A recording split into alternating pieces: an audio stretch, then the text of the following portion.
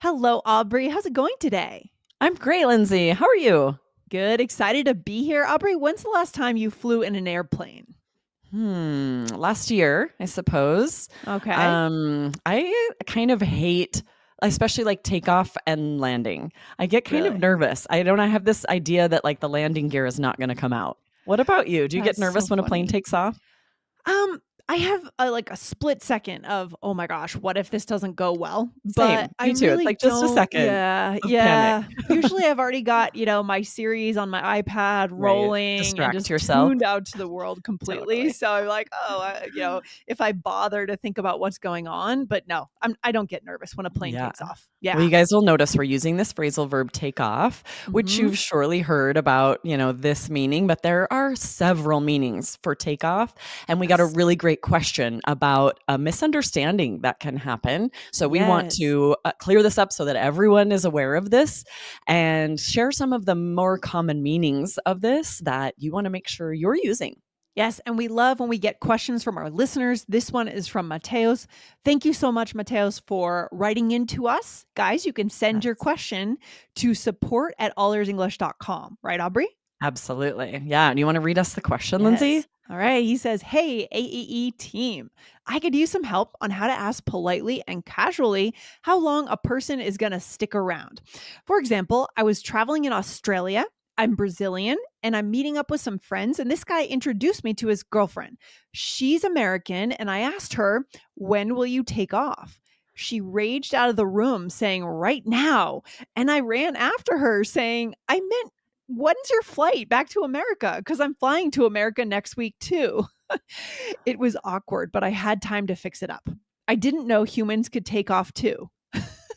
Could you give me natural phrases on this topic? Thanks, Mateos. Love it." It's such a good question. And I can totally see this happening because it's not super common, but this does exist. And Yes. if you said, like, can you take off? It's rude and means, like, can you leave right now, please? Because I don't like you or Yes. something. I can Interesting. understand why this girl interpreted it that way, especially depending on the tone. If it accidentally sounded like he was saying, like, when will you take off? That it can happen.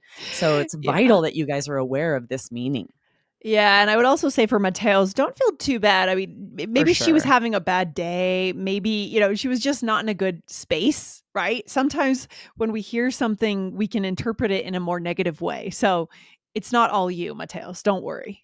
Right. Good point. Right. And I love what Mateus did here. Like when you see there's been a miscommunication, don't just let it go. Don't just let her leave and be like, oh, well, guess there wasn't right. He like Yeah. chased her down and was like, wait, clearly something was lost in translation here. And they talked it out and everything was fine after. So that's impressive. That is impressive. That means that Mateos values connection, which is our Yes. value too. So that is the key right there. You can always rescue the connection if you make some kind of mistake. Right? Absolutely. Yes. We want to make sure you guys don't miss all of our great episodes with this value of connection, not perfection. So be sure to hit follow right here on the podcast. All right. So we're going to talk about, is it three distinct meanings of take off today, Aubrey? Yes, we're going to share three meanings of takeoff, and Mm-hmm. then we're going to answer Mateus's question, asking for natural phrases to say this instead, right? Okay. Instead of when will you take off, what could he have said? Yes, I love it. All right. So, what's the first meaning? So, these are three different buckets, Right. totally different. And we're going to keep them separate in our mind. So, we're going to talk about the first one right now. What is And it, the Aubrey? first one is what we talked about in the top of the episode when we're Hmm. talking about an airplane taking off, right? Yeah. It means like to become airborne. And we use this for both planes and like birds, like anything that could take flight. We say it could take off. The Hmm. plane will take off at 8 p.m. What Hmm. time is takeoff? I And love it's that. What time? interesting how it's both a phrasal verb and a noun, right? The plane will take off at 8. Mm. What time is takeoff? That would be written as one word and would be a noun. Tricky. I love that. Very interesting. Yeah. Normally Mhm. on your airplane ticket, it says departs, right? The plane, it's a more Yes. fancy terminology for the same meaning. This flight departs at 13:01, for example, right? Exactly. This always Mhm. happens with phrasal verbs that there's usually a different verb, maybe a little more formal, but then we have all Mhm. these phrasal verbs for the same meaning. Exactly. I don't know if I would really say to What a time does friend your or a plane family. depart? No. No, right? No, no, no. When do you take off? What time does your plane leave? Maybe would be another thing we might say, right? Right. But you will hear Not this at the depart. airport, right? Departures. You'll see Yes. the signs for that. And the pilot, or, that when they're up leveling their language, they might say Yeah. the plane departs at 8 p.m. Or I always thought it was kind of weird if you join a tour or something, they'll say in the itinerary, we depart the hotel at 8. It just feels really formal. That's always a case of like written English. When we're writing a Yes. brochure, when we're writing instructions, we're trying to use these more formal verbs instead of the phrasal verb. Yes. So that's it for becoming airborne. Yep. or essentially kind of leaving a place, right? So what would be the second one, Aubrey? Yeah, the second one is interesting. It means to become successful. So, for example, I could say my Spanish has really been taking off since I've started speaking more to people I meet in Mexico. Since you started Right? playing It just card games means, on the like, street. I love it. exactly. Improving, right? Becoming more successful. You guys, your English has been taking off since you started listening to All Ears English. Yes, and if you have no idea what I'm talking about, Aubrey playing card games on the street, that was in another episode of All Ears English. So go backwards by a couple of weeks and you'll find that episode about Aubrey's trip to Mexico a few weeks ago. Yes, Right? I know. It was amazing. It was so fun to really feel like I could like have real conversations and connect in Mexico instead of just like listening and not understanding much of what was said. It changes everything. Once you feel that Absolutely. connection is that turning point where, because we want that as human beings, we want to be connected. So it changes your entire trip, right? Yes, absolutely. All right. Okay. Third, this is the one Mateus asked about, which is leave, right? And we Yes. do use this a couple of different ways. Mhm. If you tell someone to take off, it means you want them to leave and is blunt and unkind. We do this very rarely. You Yeah. would maybe do this if you had been fighting, arguing, someone's at your home, you might tell them to take off. You Right. might see this in movies and podcasts, but be very careful because it is very rude and abrupt. Or it could also be a way of softening what you're saying. Like for this first example, let's say you're hosting a party, Aubrey, and I come to you with my partner and say, oh, we're going to take off. It's been a great party. That's not really rude. That's just a softening the fact that you're saying we're Right. going to leave. Well, this right? is very different, right? So we have that first way, if you're going to tell someone else to take off, rude. But we say Yes, it for totally. ourselves all the time. This is not rude, right? I'm going to take off. Which time should we take off? That's what's fascinating. If we say it about ourselves, or if we're just asking, if it's when I'm leaving, there is no rudeness, there is no bluntness. Like you said, it's softened, even softened from leave instead of what time are we leaving? What time Right. should we take off? Right. But I think Interesting. also, even if I said to someone, hey, what time are you taking off? I don't think it has to be rude, right? I think it could be rude depending on your vibe, what you've said before that, what the conversation was. Good point. It's all versus- about the tone Yeah. and the relationship. And yeah, it is interesting and sort of surprising that someone misinterpreted what Mateus was saying, because if the tone were friendly and lighthearted, you could say, what time are you taking off? Or when are you taking off? I think the tricky thing is when, because if you say what time, then it's more clearly like, what time are you leaving today? If you say, when are you taking off? Then I could see the misunderstanding, because we don't really say that. If you're at a party, you won't say, when are you taking off? We'd say, what time? What time are you taking off? And there has to have been some context too. Maybe you had a conversation earlier and let's say I know you're going to the airport. Maybe you have a trip and you're leaving the party early. Then coming up and saying, oh, what time are you taking off for the airport? Right? That's not rude.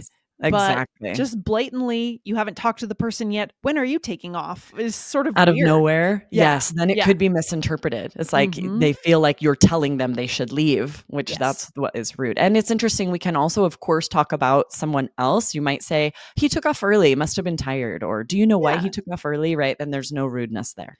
Yes. So most of that verb take off is not rude at all. It's just more casual than saying leave. There might be select scenarios where it could be rude, but this is English, right? It makes me think about, this might be more common in Canada. There was a comedy many years ago called Strange Brew. Did you ever see that, Lindsay? No, I haven't seen It's with Rick Moranis and another Oh. comedian. I can't remember his name. It's so funny but silly. It pokes fun a lot at the Canadian accent, but in a lighthearted way. That's good. And the characters keep saying, take off, eh? Take off, eh? And so they're adding that Canadian sort of a, and they say take off to someone to mean like, not really that they're telling them to leave, but it's more like, either I don't like what you said or stop saying that. They're like say it for a lot of different meanings. So it could be a little different in Canada. Rick Moranis, all I remember him from is Honey, I Shrunk the Kids. Right? So good. Wasn't he the one? Ghostbusters? And he's in Ghostbusters. Yeah, I love Rick Moranis. So good. Such an actor of the 80s and 90s, right? Totally. So good. He's a genius. What else do we need to know here, Aubrey? Anything? Yeah, well, we want to share some better options, right? Okay. As Mateusz, he just wanted to know how much longer she would be there. When is she headed back to America? When they're leaving? So there are some better options here. You could just say, how long are you staying? Mm-hmm. And because the emphasis is more on staying, like how long you'll be staying, this is more, there's no chance of this being seen as an implication that you think they should leave. Yeah, you can take out the phrasal verb entirely and just use a more objective textbook style verb, right? You can also say, how, like you said, how long are you planning to stay is another good one, like we said, right? Yeah. Yes. And I think you could also first mention when you are leaving, because Mateusz had said, I was thinking about when I'm leaving and wondering in context. So this would have been great for Mateusz to say, like, unfortunately, I'm taking off next week. What about you? Or like, what about you? How long are you staying? Right? If you can give that context, then this girl would understand more, and hopefully the misunderstanding would be totally avoided. Yeah, I think that's the problem here, is that there wasn't enough context. There needs to have been a prior conversation or something else said before using that phrasal verb. But it's very subtle here. It's very subtle. I don't know. We understand how this could happen for sure, right? But there are some strategies here to give more context, to use different phrases to try and avoid that happening. Yes. Okay, Aubrey, we are back for a role play, our signature role plays here, Aubrey. Here we're just at a party. Similar to the situation for Mateusz. Exactly. Right, I'll start us out. Yes.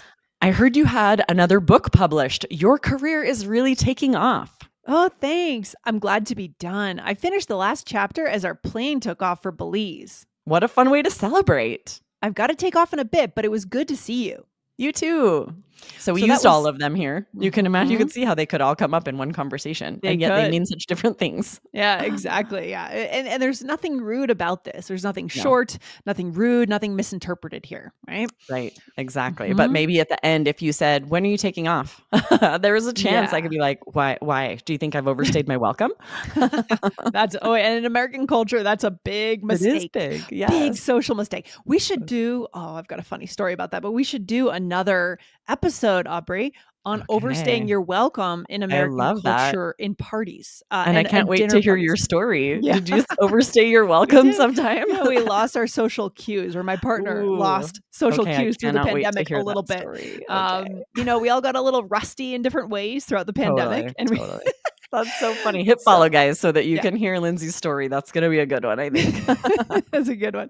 So let's go through this. Yeah. Yes. So I first said, your career is really taking off. You're an author, and I've heard that you have this book published. And this is that meaning of like being successful, something really amazing happening. This is a kind thing to say, oh man, I feel like your career is really taking off. Yes, it's doing great, right? It's on the upswing. Yeah, exactly. Okay. Yes. And then you said, oh, thanks. I'm glad to be done. I finished the last chapter as our plane took off for Belize. And that is the plane departing, the time on your ticket, right?